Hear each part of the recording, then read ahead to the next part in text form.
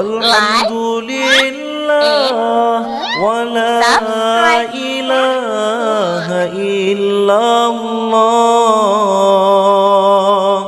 subhanallah walhamdulillah wa la ilaha illallah subhanallah walhamdulillah wa la. Assalamualaikum warahmatullahi wabarakatuh. Alhamdulillahirabbil alamin wa bihi nasta'in ala umurid dunya waddin. Asyhadu an la ilaha illallah wahdahu la syarikalah wa asyhadu anna Muhammadan abduhu wa rasuluh. Allahumma fassalli wa sallim ala sayyidina Muhammad wa ala alihi wa sahbihi wa barik wa sallim. Pada pertemuan kali ini kita akan membahas di channel Taufikur Rahmi Official tentang bagaimana cara tadbir mendidik anak sehingga anak itu menjadi anak yang soleh dan solehah dalam kehidupan kita. Sebagaimana yang telah diimplementasikan oleh Nabi Ibrahim saat berdoa kepada Allah, Rabbi habli minas solihin, ya Allah lahirkan anak saya anak yang soleh, yang berbakti taat kepadamu. Sehingga Allah memberikan seorang waladun salihun kepada Ibrahim atas nama Ismail. Bagaimana taatnya Ismail? Jangankan untuk mengorbankan harta, nyawa pun siap dikorbankan melalui perintah Allah melalui ayahnya. Kenapa demikian? Karena taat, berbakti dan menjadi anak yang soleh. Dalam sebuah hadis yang diriwayatkan oleh Imam Al-Baihaqi dan Imam At-Tabrani dalam Al-Majmu'ul Kabir, Al-Imam Muslim rahimallahu ta'ala meriwayatkan dengan lafal yang berbeda. Hadis yang dibacakan tadi dari Abi Hurairah, kullu mauludin yuladu 'alal fitrah. Setiap anak itu dilahirkan dalam kondisi fitrah. Apa maknanya?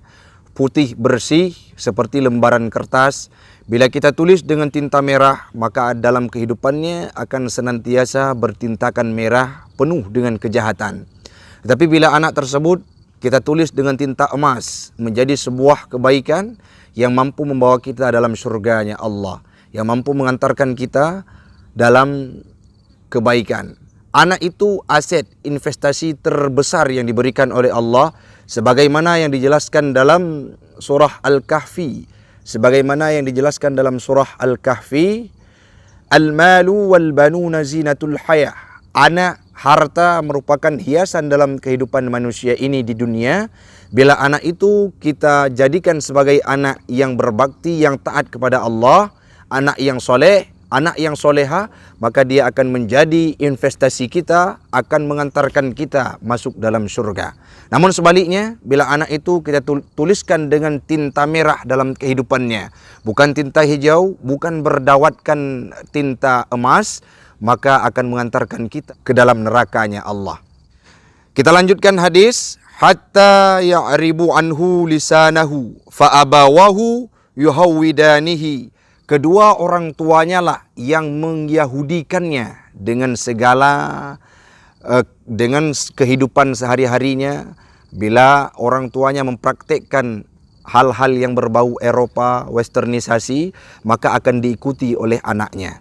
Sehingga kehidupannya berbau negatif dan menjadi arah-arah orang-orang yang tidak beragamakan Islam. Yunassiranihi, dan menasranikannya. Au yumajjisanihi, dan memajusikannya. Dalam artian orang tua ini berperan penting untuk mendidik, memberikan tadbir kepada anaknya. Sebagaimana dalam sebuah pendapat yang disampaikan oleh hukama, al-baitul madrasatul ula. Rumah itu merupakan tempat didikan pertama bagi anak. Yang mendidik anak terlebih banyak dalam keseharian adalah orang tua perempuan alias ibundanya. Umminya, ibunya anak-anak kita yang akan mendidik anak dalam keseharian. Maka wajar seperti Nabi Ibrahim menjadi anak yang soleh, yang taat, menjadi seorang Nabi. Kenapa? Karena memiliki ibunda Umailah yang sangat taat terhadap perintah Allah. Dalam hadis yang diriwayatkan oleh Imam Muslim dengan lafal berbeda, intisari dari hadis tersebut sama, kullu insanin taliduhu ummuhu alal fitrah. Setiap manusia itu dilahirkan oleh ibundanya, oleh mamaknya, oleh orang tuanya dalam kondisi fitrah. Fa abawahu yuhawidanihi au yunasiranihi au yumajjisanihi. Sama. Banyak hadis yang menceritakan tentang bagaimana anak itu dilahirkan oleh Allah Subhanahu wa taala dalam kondisi fitrah.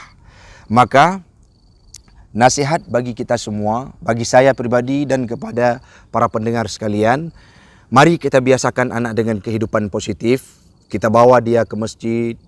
Bila dia perempuan, kita gemarkan dengan berhijab, kita gemarkan dengan pakaian-pakaian yang syar'i. Kita bawa dia ke tempat taklim sebagaimana di video-video sebelumnya yang kami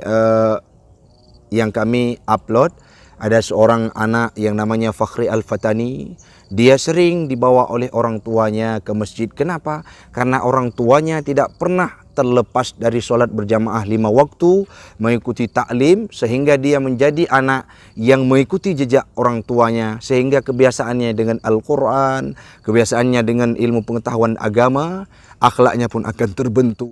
Kenapa? Karena orang tuanya adalah orang yang memperhatikan Islam.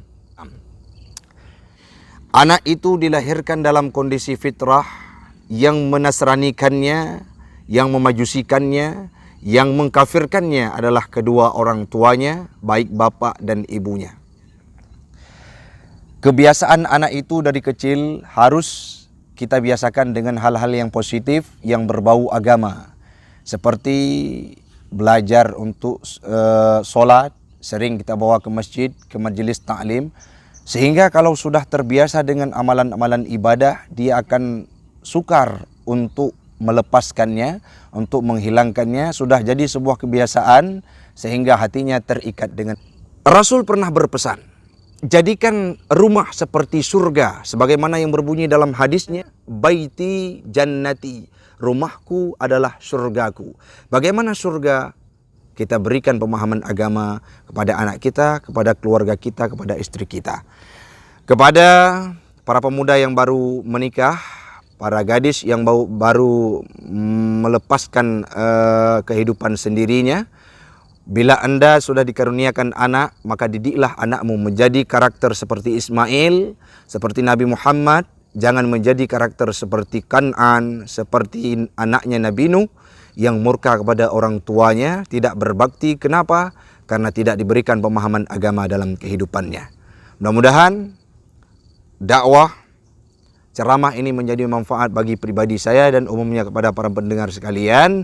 Semoga anak kita menjadi anak yang berbakti, menjadi investasi kita di akhirat nantinya, sehingga membawa kita dalam surganya Allah. Amin, amin ya rabbal alamin. Hasbunallah, wassalamualaikum warahmatullahi wabarakatuh.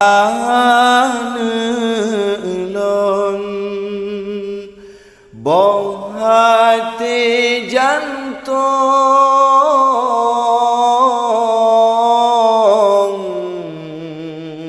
hudip lam donya hana satulung lake ba'rabbun talake ampun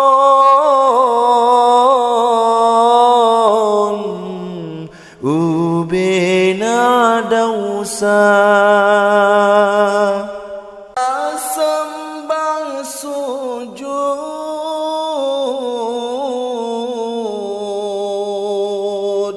kesidra Rabbun Allah peampun ubina dausa sembah sujud wahai anulun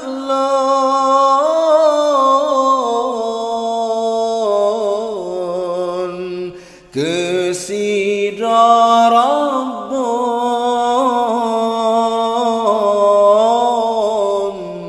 Tuhan yang esa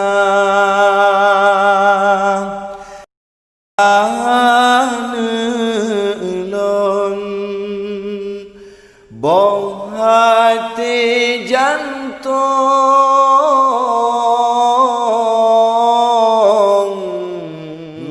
dip lam do